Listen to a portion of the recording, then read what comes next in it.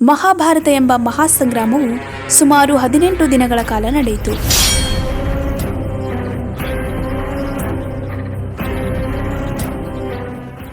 ಪಾಂಡವರು ಶ್ರೀಕೃಷ್ಣನ ಚಾತುರ್ಯತೆಯ ಸಹಾಯದಿಂದ ಕೌರವರನ್ನ ಹೀನಾಯವಾಗಿ ಸೋಲಿಸಿದ್ರು. ಅದರ ಪರಿಣಾಮವಾಗಿ ಪಾಂಡವರು ಸಹ ತಮ್ಮೆಲ್ಲಾ ಮಕ್ಕಳನ್ನ ಕಳೆದುಕೊಳ್ತಾರೆ. ಹಾಗಾದ್ರೆ ಯುದ್ಧದ ಕೊನೆಯ ದಿನ ಗಾಂಧಾರಿಯು ಶ್ರೀಕೃಷ್ಣನನ್ನ ಏನೆಂದು ದೂಷಿಸಿದ್ಲು? ಹಾಗಾದ್ರೆ ನಿಜವಾಗ್ಲೂ ಕೂಡ ಕೃಷ್ಣನ ಅಂತ್ಯವಾಗಿದ್ದು ಗಾಂಧಾರಿಯ ಶಾಪದಿಂದಲೇನಾ? ಇದೆಲ್ಲ ಸಂಭವಿಸಿದ ನಂತರ ಕೃಷ್ಣನ ಅಂತ್ಯ ಹೇಗಾಯ್ತು?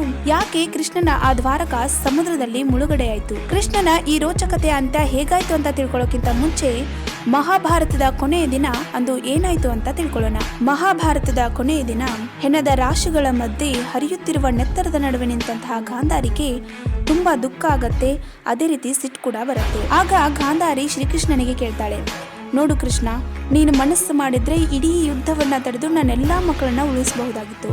ಆದ್ರೆ ಯಾಕೆ ನೀನು ಈ ಯುದ್ಧವನ್ನ ತಡಿಲಿಲ್ಲ ಅಂತ ಹೇಳಿ ಕೃಷ್ಣನಿಗೆ ಮರು ಉತ್ತರ ನೀಡಲಿಕ್ಕೆ ಬಿಡದೆ ನನ್ನ ಇಡೀ ಸಮಸ್ತ ಮಕ್ಕಳು ಹೇಗೆ ನಿರ್ನಾಮಗೊಂಡ್ರೋ ಅದೇ ರೀತಿ ನಿನ್ನ ಯಾದವ ಕುಲವು ಕೂಡ ನಾಶವಾಗ್ಲಿ ಅಂತ ಹೇಳಿ ಶಾಪ ನೀಡ್ತಾಳೆ. ಇಲ್ಲಿ ತಂದೇನೋ ತಪ್ಪಿಲ್ಲ ಅಂದ್ರೂ ಕೂಡ ಶ್ರೀಕೃಷ್ಣ ಶಾಪವನ್ನ ಸ್ವೀಕರಿಸ್ತಾನೆ. ಆದ್ರೆ ಶ್ರೀಕೃಷ್ಣ ಯುದ್ಧದ ಬದಲಾಗಿ ಶಾಂತಿ ನಿರ್ಣಯದ ಬಗ್ಗೆ ದುರ್ಯೋಧನ ಹತ್ತಿರ ಮೊದಲೇ ಮಾತನಾಡಿರ್ತಾನೆ. ಆದ್ರೆ ದುರ್ಯೋಧನನೇ ಈ ಸಂಧಾನವನ್ನ ನಿರಾಕರಿಸಿರ್ತಾನೆ. ಇದಾದ್ಮೇಲೆ ಪಾಂಡವರು ತಾವು ಗೆದ್ದಂತಹ ಹಸ್ತಿನಾಪುರಕ್ಕೆ ಹೋಗಿ ರಾಜ್ಯವನ್ನ ಆಳ್ಲಿಕ್ಕೆ ಶುರು ಮಾಡ್ತಾರೆ ಮತ್ತು ಶ್ರೀಕೃಷ್ಣ ತನ್ನ ರಾಜ್ಯವಾದ ದ್ವಾರಕಾಗೆ ಹೋಗಿ ಪುನರಾಳ್ವಿಕೆಯನ್ನ ಪ್ರಾರಂಭಿಸ್ತಾನೆ. ಇಲ್ಲಿ ನೋಡಿ, ಶ್ರೀಕೃಷ್ಣ ಹುಟ್ಟಿದ್ದು ಮಥುರಾದಲ್ಲಿ. ಆದ್ರೆ ದ್ವಾರಕಾ ಹೇಗೆ ಶ್ರೀಕೃಷ್ಣನ ರಾಜ್ಯವಾಯ್ತು? ಅದಕ್ಕೂ ಕೂಡ ಒಂದು ಸ್ಟೋರಿನೇ ಇದೆ, ಕೇಳಿ. ಮಥುರಾ ಮೊದಲು ಕಂಸನ ಆಳ್ವಿಕೆಯಲ್ಲಿರುತ್ತೆ. ಆಗ ಶ್ರೀಕೃಷ್ಣ ಮಥುರಾ ಮೇಲೆ ಯುದ್ಧ ಮಾಡಿ ಕಂಸನನ್ನ ಕೊಂದು ಮಥುರಾವನ್ನ ವಶಪಡಿಸ್ಕೊಳ್ತಾನೆ. ಆದ್ರೆ ಇನ್ನೊಂದು ಕಡೆ ಅದೇ ಕಂಸನ ಸಾವಿಗಾಗಿ ಕಂಸನ ಮಾವನಾದಂತಹ ಜರಾಸಂಧ ಕಾಯ್ತಾ ಇರ್ತಾನೆ.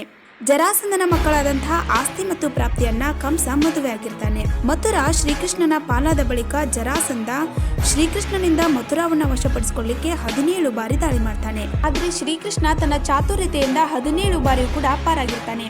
ಇವಾಗ ನಿಮಗೆ ಅನಿಸ್ತಿರ್ಬೋದು, ಶ್ರೀಕೃಷ್ಣ ಅಷ್ಟೊಂದು ಶಕ್ತಿಶಾಲಿಯಾಗಿದ್ರು ಕೂಡ 17 ಬಾರಿಯಲ್ಲಿ ಒಂದು ಬಾರಿಯಾದ್ರೂ ಕೂಡ ಜರಾಸಂಧನನ್ನ ಈಸಿಯಾಗಿ ಸಾಯಿಸಬಹುದಿತ್ತು. ಆದ್ರೆ ಯಾಕೆ ಸಾಯಿಸಲಿಲ್ಲ ಅಂತ? ಇದಕ್ಕೆ ಕಾರಣ ಇಷ್ಟೇ, ಜರಾಸಂಧನಿಗೆ ದೇವತೆಗಳಿಂದ ಒಂದು ವರ ಇರುತ್ತೆ. ಅದೇನಂತಂದ್ರೆ ಆತನ ದೇಹವನ್ನ ಉದ್ದಕ್ಕೆ ಸೀಳಿ 2 ಭಾಗ ಮಾಡಿದಾಗ ಮಾತ್ರ ಆತನ ಸಾವು ಸಂಭವಿಸುತ್ತೆ ಅಂತ. ಇದೇ ಕಾರಣದಿಂದಲೇ ಜರಾಸಂಧ 17 ಬಾರಿಯೂ ಕೂಡ ಪಾರಾಗಿರ್ತಾನೆ. ಇದಾದ್ಮೇಲೆ ಕೂಡ ಜರಾಸಂಧ ಸುಮ್ಮನೆ ಇರೋದಿಲ್ಲ.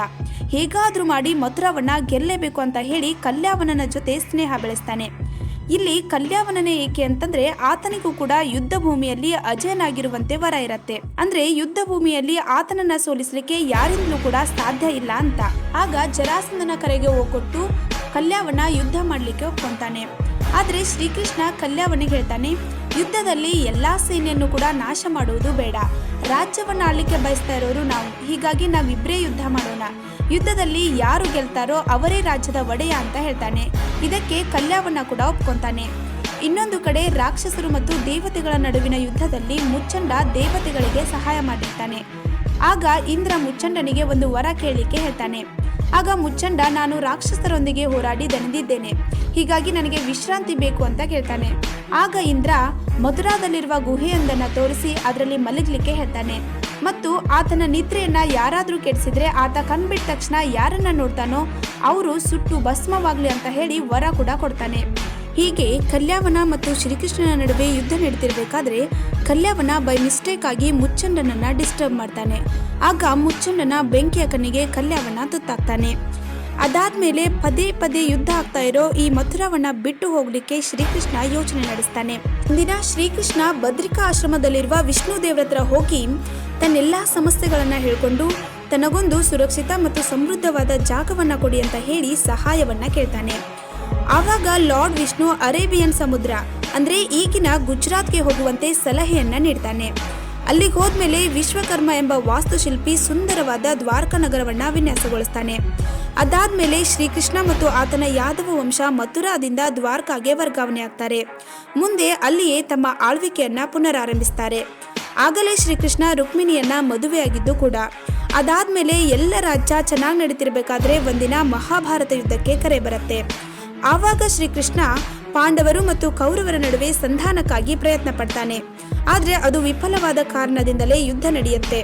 ಅದಾದ್ಮೇಲೆ ಗಾಂಧಾರಿ ಶ್ರೀಕೃಷ್ಣನಿಗೆ ಶಾಪವನ್ನ ನೀಡ್ತಾಳೆ. ಆಗ ಶ್ರೀಕೃಷ್ಣ ಮರಳಿ ದ್ವಾರಕಾಗೆ ಬಂದು ತನ್ನ ಆಳ್ವಿಕೆಯನ್ನ ಮುಂದುವರಿಸ್ತಾನೆ. ಇದಾದ 35 ವರ್ಷಗಳಾದ್ಮೇಲೆ ಶ್ರೀಕೃಷ್ಣನ ಮಕ್ಕಳು ತುಂಟ ಸ್ವಭಾವದಿಂದ ಅತಿಥಿಗಳಾಗಿ ಆಗಮಿಸಿದಂತಹ ಋಷಿಮುನಿಗಳೊಂದಿಗೆ ತಪ್ಪಾಗಿ ನಡ್ಕೊಳ್ತಾರೆ. ಅಂದ್ರೆ ಶ್ರೀಕೃಷ್ಣನ ಮಗ ಸಾಂಬನು ಗರ್ಭಿಣಿ ಸ್ತ್ರೀಯ ವೇಷವನ್ನ ಧರಿಸಿಕೊಂಡು ಋಷಿಮುನಿಗಳಲ್ಲಿ ತನಗೆ ಭವಿಷ್ಯದಲ್ಲಿ ಹೆಣ್ಣು ಮಗುವಾಗುತ್ತೋ ಅಥವಾ ಗಂಡು ಮಗುವಾಗುತ್ತೋ ಅಂತ ಹೇಳಿ ಕೇಳ್ತಾನೆ. ಇದೆಲ್ಲ ಕೇವಲ ನಾಟಕವೆಂದಿರತಂತಹ ಅದರಲ್ಲೊಬ್ಬ ಋಷಿಮುನಿಯು ತುಂಬಾ ಕೋಪಗೊಂಡು ಸಾಂಬನು ಮುಂದೆ ಕಬ್ಬಿಣದ ಸರಳಿಗೆ ಜನ್ಮ ನೀಡಲೆಂದು ಮುಂದೆ ಅದೇ ಕಬ್ಬಿಣದ ಸರಳು ಇಡೀ ಯಾದವ ವಂಶವನ್ನೇ ನಾಶ ಮಾಡಲಿ ಅಂತ ಹೇಳಿ ಶಾಪವನ್ನ ನೀಡ್ತಾರೆ.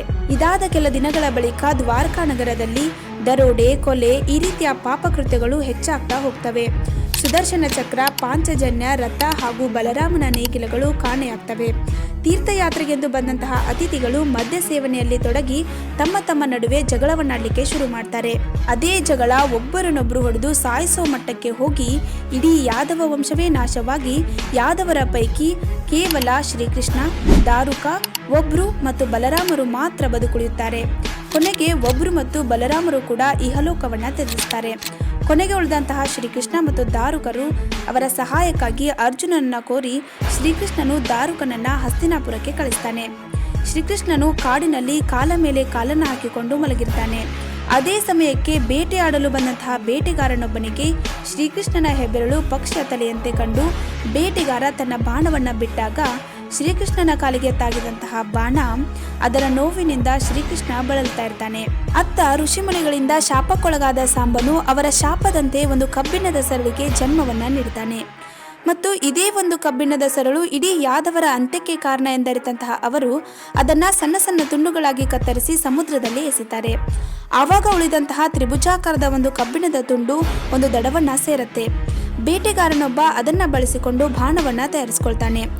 ಅವತ್ತಿನ ಅದೇ ಬೇಟೆಗಾರ ಇವತ್ತು ಅದೇ ಬಾಣದಿಂದ ಶ್ರೀಕೃಷ್ಣನ ಕಾಲಿಗೆ ಬಾಣ ಪ್ರಯೋಗ ಮಾಡ್ತಾನೆ. ಇದೆಲ್ಲ ಕೂಡ ಒಂದು ಆಕಸ್ಮಿಕ ಘಟನೆ ಎಂದರಿತಂತಹ ಶ್ರೀಕೃಷ್ಣ ಬೇಟೆಗಾರನನ್ನ ಕರೆದು ಸಮಾಧಾನ ಹೇಳ್ತಾನೆ. ಇದೆಲ್ಲವೂ ಕೂಡ ವಿಧಿಲಿಖಿತವಾದದ್ದು, ಇದನ್ನ ಯಾರಿಂದಲೂ ಕೂಡ ತಡೆಯಲು ಸಾಧ್ಯವಿಲ್ಲ ಅಂತ ಹೇಳಿ ತನ್ನ ಕೊನೆಯುಸಿರೆಳೆಯುತ್ತಾನೆ.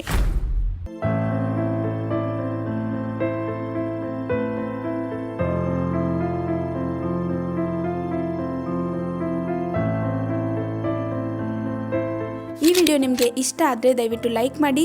ಅದೇ ರೀತಿ ನಿಮಗೆ ನೆಕ್ಸ್ಟ್ ಯಾವ ರೀತಿ ವಿಡಿಯೋ ಬೇಕು ಅನ್ನೋದನ್ನು ಕಮೆಂಟ್ ಮಾಡಿ.